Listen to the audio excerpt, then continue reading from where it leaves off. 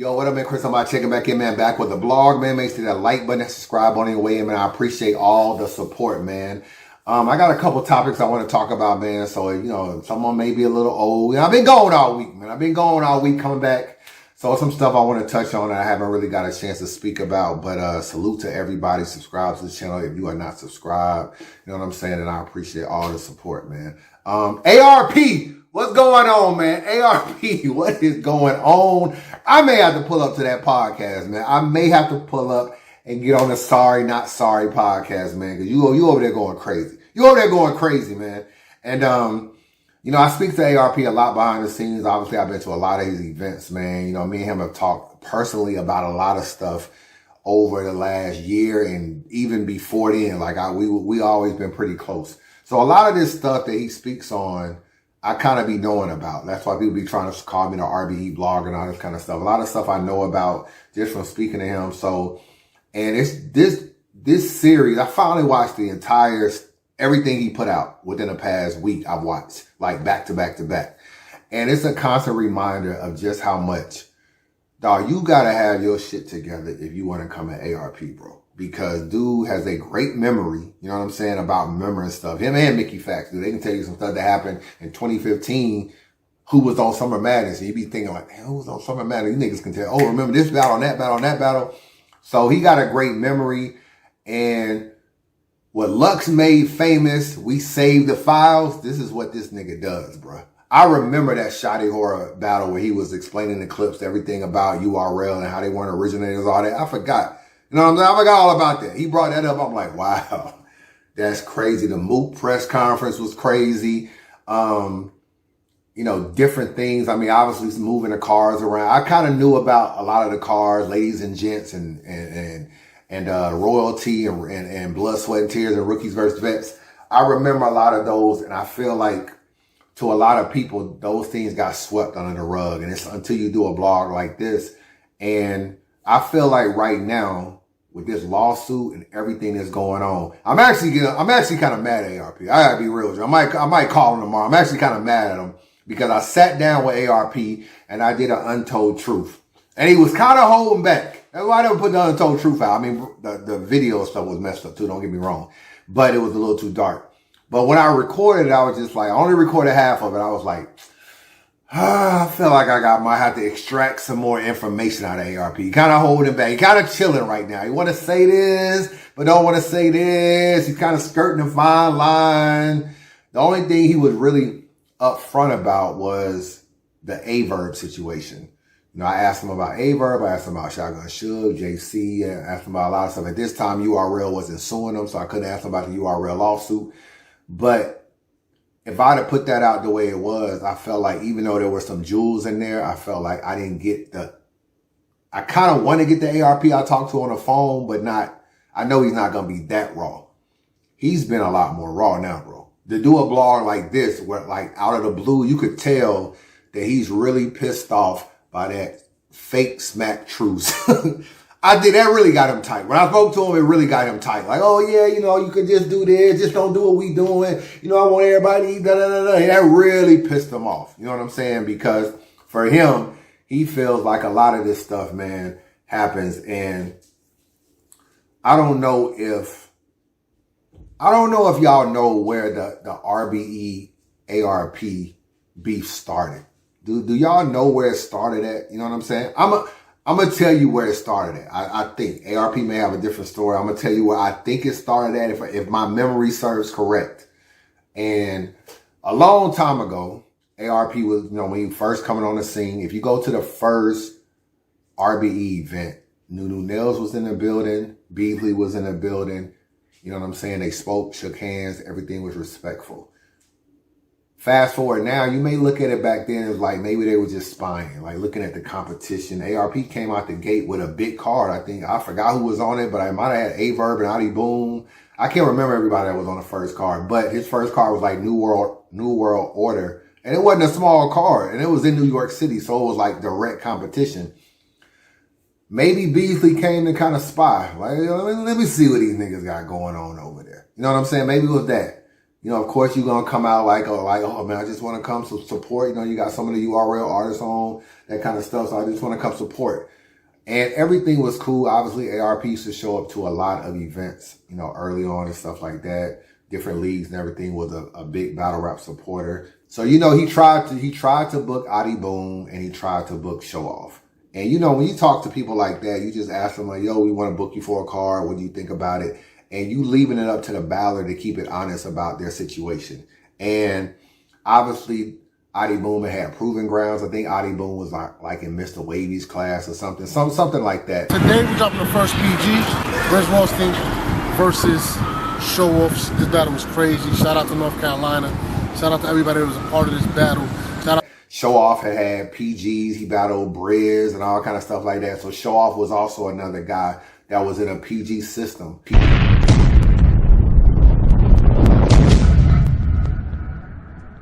Yo, I got bars, I got flow, a battle dose, a battle's go. I had 16 battles without a choke.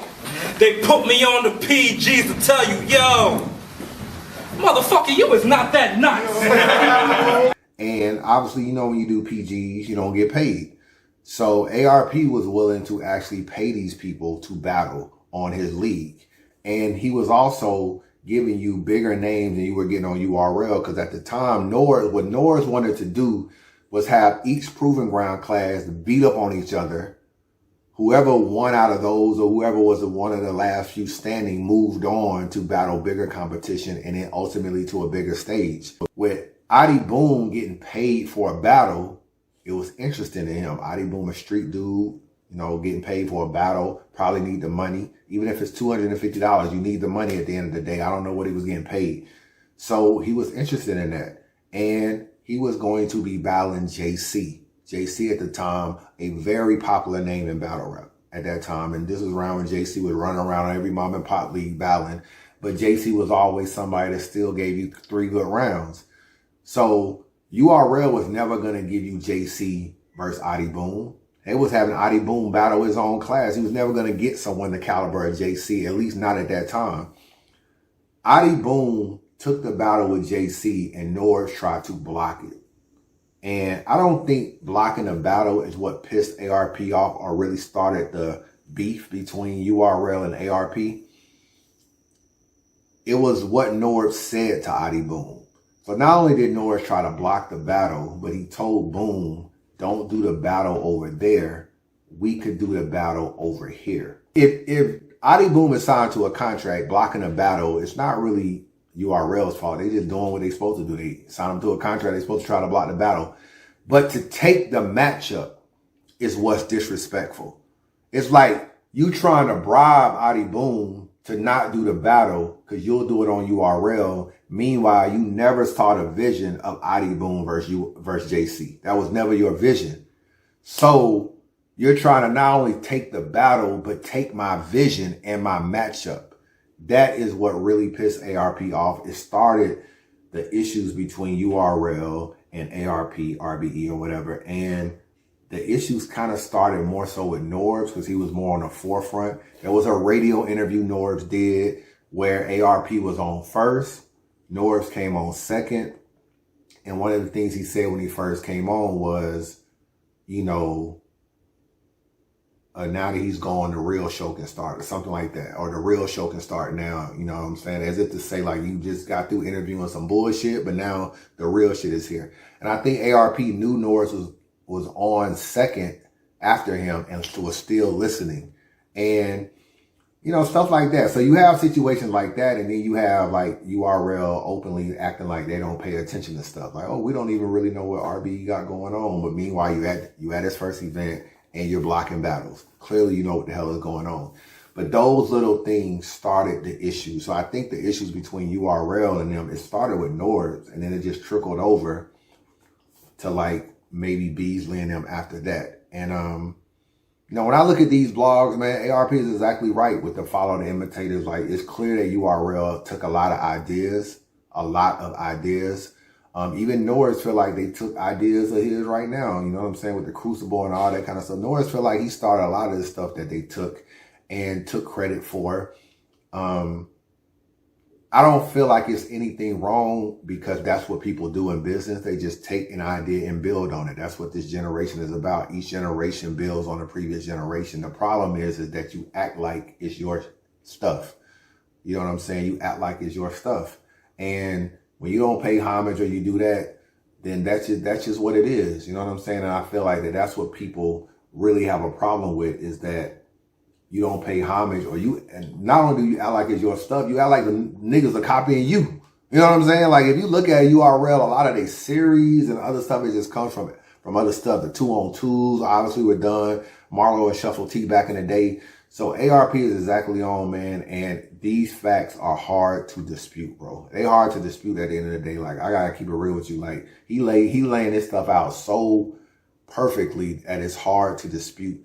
And I feel like, this is why I say I was mad at him, because when I did Untold Truth, I feel like he held back. He's not holding back now. That truth, I think, pissed him off. That lawsuit pissed him off. I'm interested to know, like, where he going. I ain't gonna front. I want to see a part 3 now. ARP and Sue Surf, man. So they still going at it.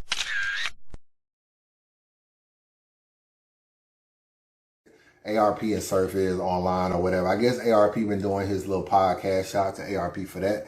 And he been talking about, you know, a little bit of subliminal messages. Follow the imitators, not the, whatever it is. You know what I'm saying? I haven't watched the complete episodes, but I see the titles. I watched one of them. And it seems like he's talking about imitating, copying. Where did it come from? Are people really copying from URL? Is URL actually copying from other people early on, like the Lions Dens and the 106 and Parks and the Grind Times and all this kind of stuff? Been pretty interesting. And Surf chimes in, more KFC talk, more. He posted a picture saying that it was only like a handful of people at ARP's last event, Straight to It Volume 2. The crazy part is, my nigga, you was in the crowd. You wanted a handful of people. Like, I be tripping on Surf because Surf is such a good ish talker, boy. It is amazing with him. But for him to be pulling up to these Straight to It events because he live in Atlanta, just trying to like low key support or just watch battles or whatever, it's just funny to me because he be dissing RBE, calling him KFC, but he be pulling up to the events. He been a Straight to It Volume 1. He been a Straight to It Volume 3. He was at Max Out 1, the Cassie Hitman joint. I don't know if he was at Max Out 2. I don't remember seeing him. Like, you at almost every ARP event. Like, bro, come on.